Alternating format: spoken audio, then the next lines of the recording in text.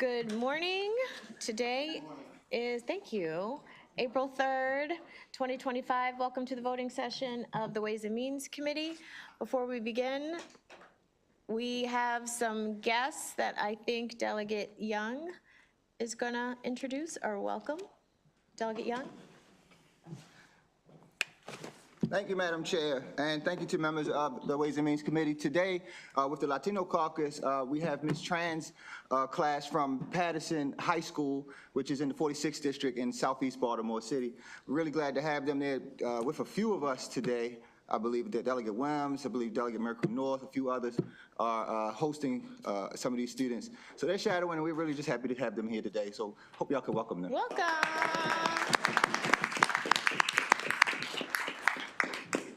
Okie dokie. Yes? From Reservoir High School as well, Catalan. From Reservoir? Yeah. Oh, Yeah, where? stand up. Yeah. Hey, welcome.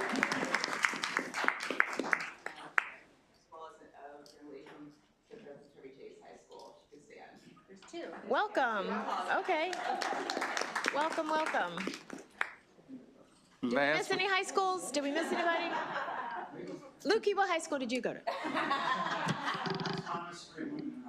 Oh, okay. All right, so let's get to business. We have a short voting list and we have a handful of concurrences. So, and Delegate Buckle is excused because he's off caucusing somewhere. And so is Delegate Hartman, so they are excused. Delegate Griffith, Senate Bill 308. 308, the bill requires each polling place to have an equal number of election. Can you put your mic? I'm sorry. The bill requires each polling place to have an equal number of election judges from each major political party, including the chief judge. If it is impractical for the local board to appoint an equal number of chief judges from each major party, an election judge who is unaffiliated or affiliated with a minor party may be appointed as a chief judge. Move the bill. Okay, any discussion? Okay, all in favor signify by saying aye. Aye. Opposed? Okay, Senate Bill 308 passes favorably. Senate Bill 352, and there are amendments. Delegate Griffith. Thank you, Madam Chair. This bill requires 3 members of the County Republican Central Committee be elected from each councilmanic district instead of 4. The amendments conform the bill to the House cross file. They alter the number of members of the County Democratic Party Central Committee elected from each legislative district. Move the bill. Any discussion? Okay, all in favor signify by saying aye. Aye. Opposed? Okay, Senate Bill 352 passes favorably as amended. Senate Bill 708, and we do have amendments to the bill. So the Senate Bill 708 requires, subject to a certain contingency, a sports wagering licensee or sports wagering operator that advertises in the state to contract with a licensed independent evaluator to evaluate and rate the sports wagering licensee's sports wagering content, sports wagering experts, and sports wagering influencers and content partners. There are 2 amendments. The first repeals a prohibition against certain campaign contributions by applicants for and holders of video lottery operating licenses and their owners. And the second alters the distribution of proceeds from a video lottery facilities in certain counties. I move the amendments. Second. Any discussion on the amendments? Okay, all in favor of the amendment signify by saying aye. Aye. Opposed? Okay, the amendment passed. I move the bill as amended. Second. Any discussion? All right, all in favor signify by saying aye. Aye. Opposed? Okay, Senate Bill 708 passes favorably as amended. We have some concurrences and a couple non-concurrences, so we'll do the concurrences first. The first is the task force to improve attendance and reduce chronic absenteeism in schools. The motion is to concur with the Senate amendments. The Senate amendments adds a sponsor and adds the collection of data on the reasons for chronic absenteeism in each local school system. I move to concur with the Senate amendments. Second. Any discussion? All in favor signify by saying aye. Aye. Opposed? Okay, we will move to concur. The next one is the property tax sales bill. Thank the Lord. The amendments One, authorize local governments to withhold from tax sale residential property occupied by an heir of a deceased homeowner. Second, require local governments to withhold heir-occupied property when the taxes on the property are less than $1,000. Three, require counties to establish a registry of heir-occupied properties to be withheld from tax sale under the bill. Four, strike a provision extending from 30 days to 90 days the notice that tenants must receive after a tax sale foreclosure before the new owner may take possession of the property. And five, require that the notice to tenants be posted on the property within 5 days instead of 10 days. I move that we concur with the Senate amendments. Any discussion? The bill number? The bill number is House Bill 59. Any discussion? Okay, all in favor, Delegate Miracle North? Thank you, Madam Chair. I apologize because I don't have the amendments in front of me. Can you repeat the 30 to 90-day amendment that you mentioned? I apologize. It strikes a provision extending from 30 days to 90 days the notice that tenants must receive after a tax sale foreclosure before the new owner may take possession of the property. Okay. Okay. Thank you, Madam Chair. Delegate Griffith? Yeah, I mean, I was just trying to, again, follow up with her, just trying to find what the bill does now as amended, so, thank you. Any other questions? Okay, all in favor of to concur, signify by saying aye. Aye. Opposed? Okay, we will move to concur. The next one, County Boards, House Bill 161, curriculum guides and courses of study discrepancies. If we're in the back room, these last two just popped up, so we did not talk about these. The motion is to concur with the Senate amendments. The Senate amendments broaden the scope of the bill to focus on the process by which local school systems create curriculum guides and courses of study. County boards of education must ensure that curricula are aligned with the state content standards. If the state superintendent receives notice or determines that curriculum guides and courses of study are not aligned with state standards, county boards of education are given a period to cure the error. If they do not, the state superintendent must withhold funds from the county boards of education. The motion is to concur with the Senate amendments. Any discussion? All in favor, Delegate Miller? Thank you, Madam Chair. Does this new version of the bill codify what were existing regulations into state law then? Alistair? No. No, it does not, Delegate. Okay, so what if it then now forces counties to adhere to whatever the state has in what part of curriculum? Just in COMAR, just as as a framework, as a guidance, like which part must they comply with, or they would have penalty? Sorry, I didn't mean to talk over you. There is an existing statutory requirement that MSDE, in consultation with teachers, including teachers on a certain placement on the career ladder, develop content standards, curriculum standards, and curriculum resources for each grade level, which under current law are things that can be recommended but are not required for people to teach. If, however, under the bill as amended in the Senate, local school systems are teaching things that are contrary to those things, and someone notifies the state superintendent of that, there's a process is kicked off through which they have to make sure that their own content standards and curriculum meet those of the state. Their own courses and curriculum meet the content standards developed by the state.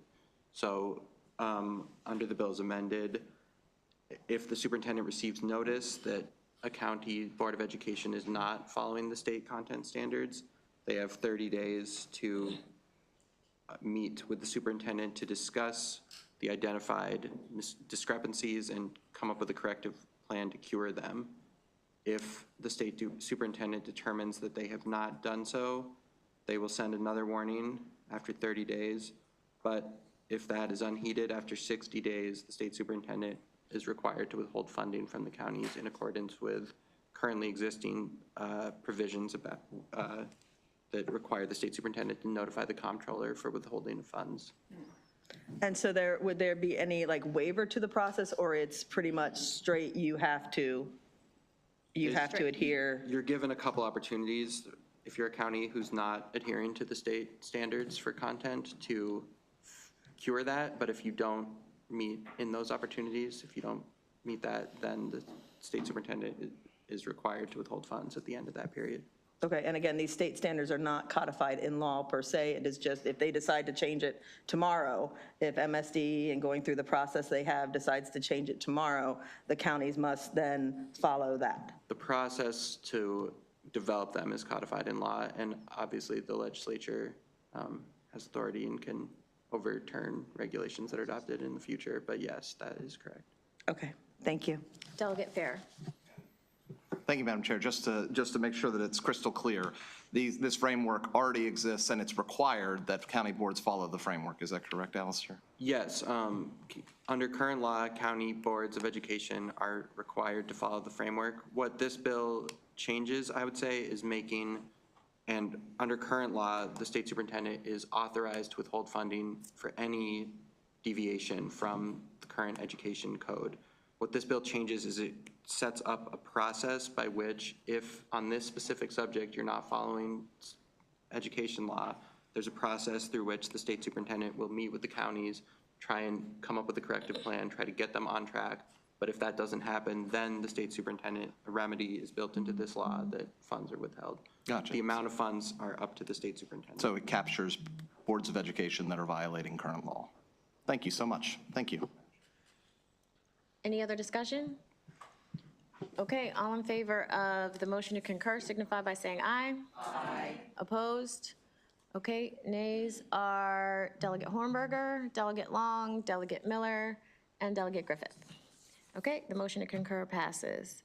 The second, or the final, I'm sorry, motion to concur is Public Libraries, House Bill 593. Public Libraries Automated External Defibrillator Program, the Romano-Russell Act. The amendments, Senate amendments, alters the definition of library and automated external defibrillator, bringing the bill in line with the Senate bill as amended in the House. So the motion is to concur. Second. Any discussion? Okay, all in favor signify by saying aye. Aye. Opposed? Okay, that motion passes. We have two, maybe three. It's a lot of papers. Okay. The motion is not to concur with the Senate amendments on House Bill 504. This is essentially the blueprint.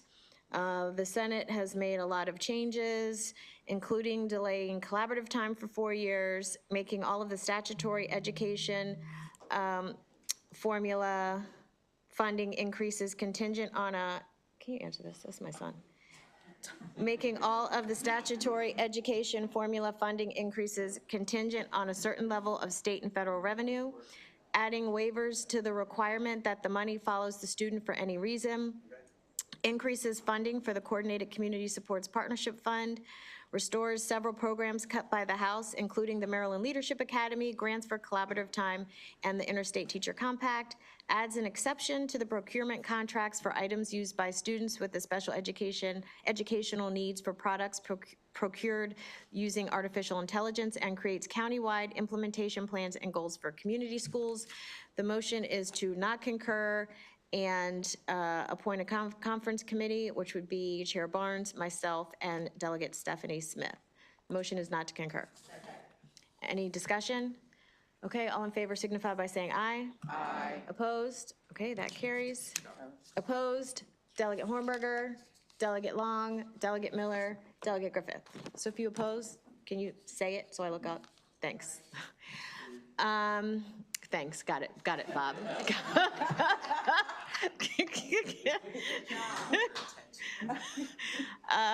Two more. House Bill 185, therapeutic child care grant funding. Basically, we're not concurring. They want to increase the mandatory appropriation to 3.7 million from 1.5 million and restore specific allocations of the grant program. We would appoint Delegates Polakovich Carr as chair of the conference committee, Delegates Wims and Delegates Miracu North to the conference committee, so they can work out the money part. So the motion is not to concur. Any discussion? Okay, all in favor signify by saying aye. Opposed? Okay, the motion passes to not concur. The last one, the motion is to not concur on House Bill 702, Special Education Services Publication Requirements. The Senate amendments limit information published to only information on special education services provided by a local school system. The motion is not to concur. Any discussion? Okay, all in favor signify by saying aye. Aye. Opposed? Okay, that carries. So we have one, maybe two bills that are going to come out of rules. So we'll have to, anything else we vote on, we'll just have to run off the floor and take a vote. So just pay attention. Delegate Young? Was there a conference committee on that last bill? No conference committee on the last bill. Thank you. We could still appoint one, but right now there's no conference committee. Delegate Wims? Have we finished officially? I wanted to just introduce the two shadows that we have, that I have, but they would stand. They're from Yep. Patterson High School in Baltimore, but they're with me from Montgomery County. Amaya and Maya, would you please stand? Just say they're with me. Hi. Any other announcements? Oh, yeah, to take any food out, if you have snacks in your desk, take them out, please. Delegate Wu? I have another student shadow from Merit Ridge High School. Auction, please stand up. Yeah. From where? Merit Ridge High School. Mary's Ridge, welcome. Okay, that is all, my friends. See you on the floor.